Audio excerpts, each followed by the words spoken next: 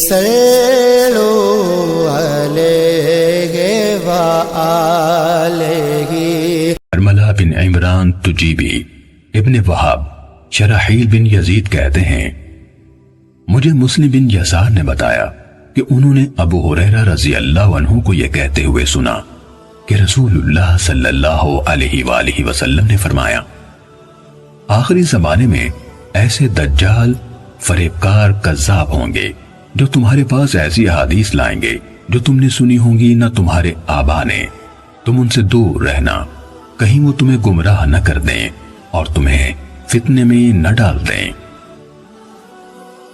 صحیح مسلم حدیث نمبر 16۔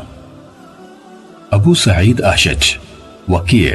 احمش، مسیب بن رافع، عابد بن عبدہ سے روایت ہے، کہا حضرت عبداللہ بن مسعود رضی اللہ عنہ نے فرمایا بلا شبہ شیطان کسی آدمی کی شکل اختیار کرتا ہے، پھر لوگوں کے پاس آتا ہے اور انہیں جھوٹ پر مبنی کوئی حدیث سناتا ہے، پھر وہ بکھر جاتے ہیں۔ ان میں سے کوئی آدمی کہتا ہے میں نے ایک آدمی سے حدیث سنی ہے، میں اس کا چہرہ تو پہچانتا ہوں پر اس کا نام نہیں جانتا، وہ حدیث سنا رہا تھا۔ صحیح مسلم حدیث نمبر 17۔ محمد بن رافع، عبد الرزاق، معمر، ابن طاؤس نے حضرت عبداللہ بن عمرو بن عاص رضی اللہ عنہما سے روایت کی، کہا سمندر کی تہ میں بہت سے شیطان قید ہیں جنہیں حضرت سلیمان علیہ السلام نے باندھا تھا، وقت آ رہا ہے کہ وہ نکلیں گے اور لوگوں کے سامنے قرآن پڑھیں گے۔ صحیح مسلم حدیث نمبر 18۔ محمد بن عباد، سعید بن عمر، اشعثی، ابن عیینہ، سعید، سفیان، ہشام بن حجیر نے طاؤس سے روایت کی، کہا یہ یعنی ان کی مراد بشیر بن کعب سے تھی، حضرت ابن عباس رضی اللہ عنہما کے پاس آیا اور انہیں حدیثیں سنانے لگا۔ ابن عباس رضی اللہ عنہما نے اس سے کہا فلاں فلاں حدیث دہراؤ، اس نے دہرا دی، پھر ان کے سامنے حدیث بیان کی، انہوں نے اس سے کہا فلاں حدیث دوبارہ سناؤ، اس نے ان کے سامنے دہرائی، پھر آپ سے عرض کی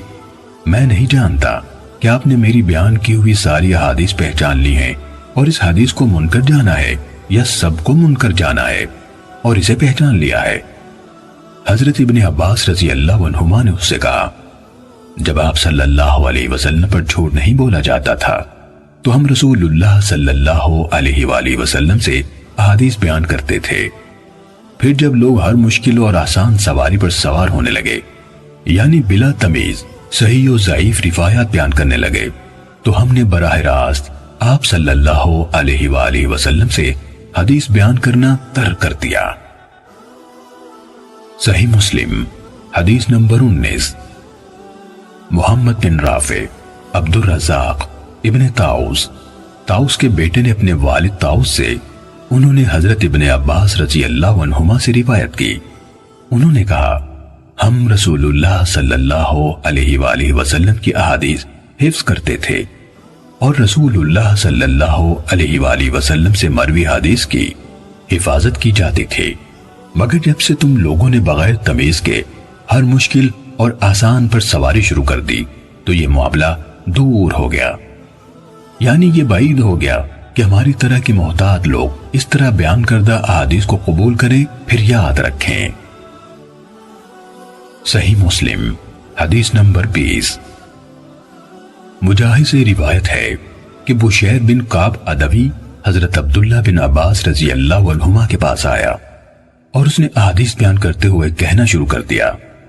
رسول اللہ صلی اللہ علیہ وسلم نے فرمایا، رسول اللہ صلی اللہ علیہ وآلہ وسلم نے فرمایا۔ حضرت ابن عباس رضی اللہ عنہما نے یہ رویہ رکھا کہ نہ اس کو دھیان سے سنتے تھے نہ اس کی طرف دیکھتے تھے، وہ کہنے لگا اے ابن عباس میرے ساتھ کیا معاملہ ہے، مجھے نظر نہیں آتا کہ آپ میری بیان کردہ حدیث سن رہے ہیں، میں آپ کو رسول اللہ صلی اللہ علیہ وآلہ وسلم سے حدیث سنا رہا ہوں اور آپ سنتے ہی نہیں۔ حضرت ابن عباس رضی اللہ عنہ نے فرمایا ایک وقت ایسا تھا کہ جب ہم کسی کو یہ کہتے سنتے رسول اللہ صلی اللہ علیہ وسلم نے فرمایا تو ہماری نظریں فوراً اس کی طرف اڑ جاتی اور ہم کان لگا کر غور سے اس کی بات سنتے۔ پھر جب لوگوں نے بلا تمیز ہر مشکل اور آسان پر سواری شروع کر دی تو ہم نے لوگوں سے کوئی حدیث قبول نہ کی سوائے اس حدیث کے جسے ہم جانتے تھے۔ صحیح مسلم حدیث نمبر 21۔ ابن ابی ملائکہ سے روایت ہے، کہا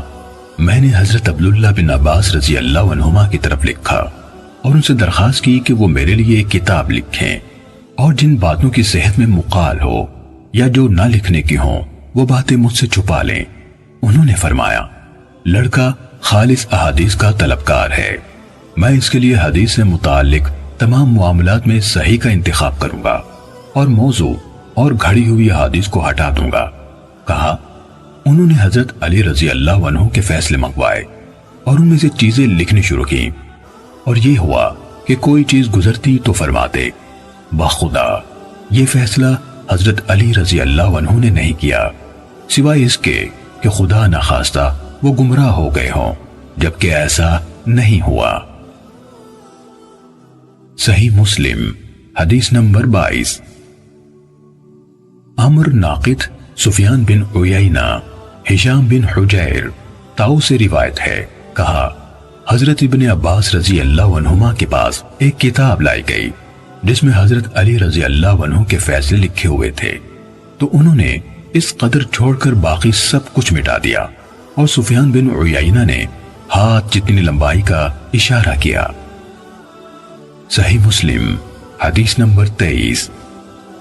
حسن بن علی حلوانی یحییٰ بن آدم ابن ادریس اعمش ابو اسحاق سے روایت ہے، کہا جب بظاہر حضرت علی رضی اللہ عنہ کا نام لینے والے لوگوں نے حضرت علی رضی اللہ عنہ کے بعد ان کے نام پر یہ چیزیں ایجاد کر لی تو ان کے ساتھیوں میں سے ایک شخص نے کہا اللہ ان لوگوں کو قتل کرے، انہوں نے کیسا عظیم الشان علم بگاڑ دیا۔ صحیح مسلم حدیث نمبر 24۔ علی بن خشرم ابو بکر بن عیاش نے ہمیں بتایا، کہا میں نے مغیرہ سے سنا فرماتے تھے حضرت علی رضی اللہ عنہ سے مروی حدیث میں کسی چیز کی تصدیق نہ کی جاتی تھی سوائے اس کے جو عبداللہ بن مسعود رضی اللہ عنہ کے شاگردوں سے روایت کی گئی ہو۔ صحیح مسلم حدیث نمبر 25۔ حسن بن ربی حماد بن زید ایوب ہشام محمد فضیل ہشام مخلد بن حسین ہشام انہوں نے محمد بن سیرین سے روایت کی، یہ علم دین ہے، اس لیے اچھی طرح دیکھ لو کہ تم کن لوگوں سے اپنا دین اخذ کرتے ہو۔ صحیح مسلم حدیث نمبر 26۔ عاصم احول نے ابن سیرین سے روایت کی، کہا ابتدائی دور میں عالمان حدیث اسناد کے بارے میں کوئی سوال نہ کرتے تھے، جب فتنہ پڑ گیا تو انہوں نے کہا ہمارے سامنے اپنے رجال حدیث کے نام لو تاکہ اہل سنت کو دیکھ کر ان سے حدیث لی جائے اور اہل بدعت کو دیکھ کر ان کی حدیث قبول نہ کی جائے۔ صحیح مسلم حدیث نمبر 27۔ اوزاعی نے سلیمان بن موسیٰ سے روایت کی، انہوں نے کہا میں طاؤس رحمہ اللہ سے ملا اور ان سے کہا مجھے فلاں شخص نے اس طرح حدیث سنائی۔ انہوں نے کہا اگر تمہارے صاحب یعنی استاد پوری طرح قابل اعتماد ہیں تو ان سے اخذ کر لو۔ صحیح مسلم حدیث نمبر 28۔ سعید بن عبدالعزیز نے سلیمان بن موسیٰ سے روایت کی، انہوں نے کہا میں نے طاؤس رحمہ اللہ سے عرض کی فلاں نے ان الفاظ سے مجھے حدیث سنائی۔ انہوں نے کہا اگر تمہارے صاحب ثقاحت میں بھرپور ہیں تو ان سے اخذ کر لو۔ صحیح مسلم حدیث نمبر 29۔ عبد الرحمن بن ابی زناد نے اپنے والد سے روایت کی، کہا میں مدینے میں 100 اہل علم سے ملا جو دین میں تو محفوظ و معمون تھے لیکن ان سے حدیث اخذ نہیں کی جاتی تھی، کہا جاتا تھا یہ اس علم کے اہل نہیں۔ صحیح مسلم حدیث نمبر 30۔ صلو علیہ وآلہ